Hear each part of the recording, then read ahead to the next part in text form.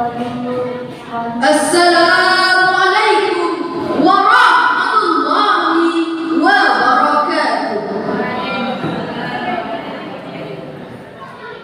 Alhamdulillahilladzi ba'atsa fil ummiyyin rasulan.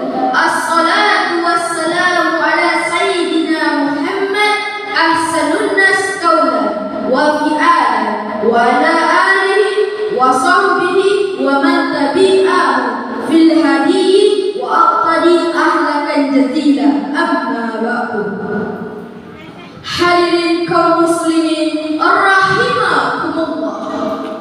Michael Hart, seorang kolumnis Amerika, menulis dengan judul The 100 Ranking of Most Influential Person in History. Artinya 100 tokoh besar yang paling berpengaruh sepanjang sejarah peradaban manusia. Termasuk di dalamnya adalah Hitler, pencetus gerakan Nazi Jerman, Mahatma Gandhi, pencetus gerakan Satyagraha India, Julius Caesar, pencetus Vidi Vici, dan tokoh-tokoh besar lainnya.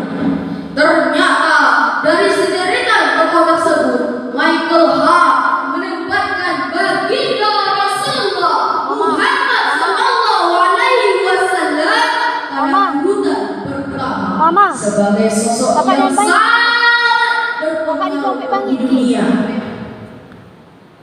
sehingga kebesaran beliau diabadikan di dalam Ensiklopedia Britannica sebagai pemimpin yang paling sukses di antara para nabi, para pemimpin agama, dan para pemimpin lainnya dalam membangun peradaban manusia sedunia.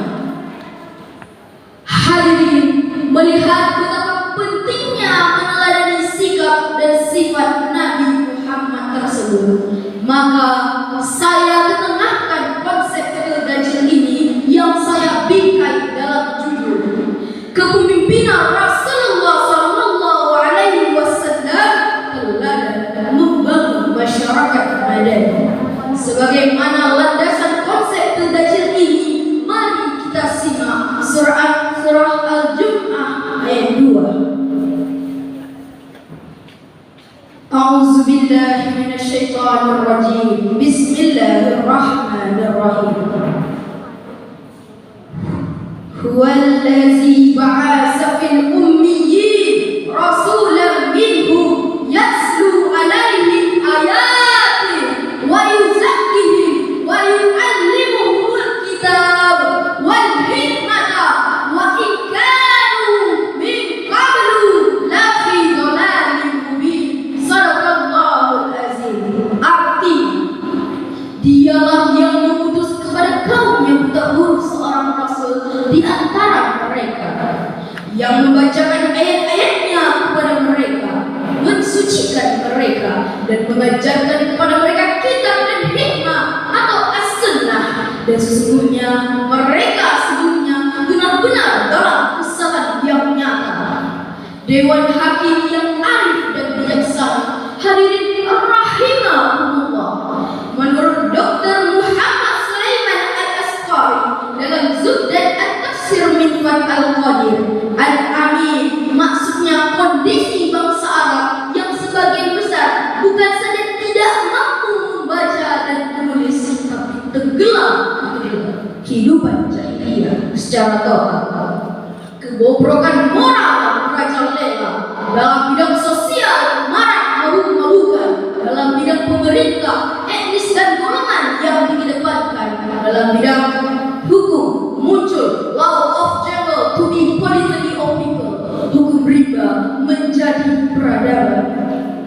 Orang kaya memangsa yang miskin, orang pintar memangsa yang bodoh, orang kuat menghantam yang lemah, bahkan yang paling mengerikan, martabat wanita diinjak-injak, sehingga setiap bayi wanita lahir dikubur hidup-hidup, tak peduli terjadi bukit tangis bayi di dalam tanah. Nauzubillah min dzalik. Dalam kondisi seperti itu, Rasul tampil sebagai sosok yang diwarisi dengan jiwa kepemimpinan, mengemban 4 misi utama. Yang pertama, misi tilawah, yaslu alaihim ayati, membaca ayat-ayat Allah, baik ayat Qur'aniyah maupun ayat kauniyah alam dunia ini. Yang kedua, wa yuzakkihim, misi tazkiyah, membersihkan segala bentuk kekufuran. Yang ketiga, misi taklim, wa yu'allimuhumul kitab, mengajarkan Al-Quran sebagai pedoman reformasi. Sebab Al-Quran is the only thing can lead man to happiness. Al-Quran adalah satu-satunya buku petunjuk hidup yang mampu menghantarkan manusia menuju kebahagiaan. Demikian menurut Napoleon Bonaparte, seorang orientalis berkebangsaan Prancis. Yang keempat, al-hikmah, menampilkan sunnah.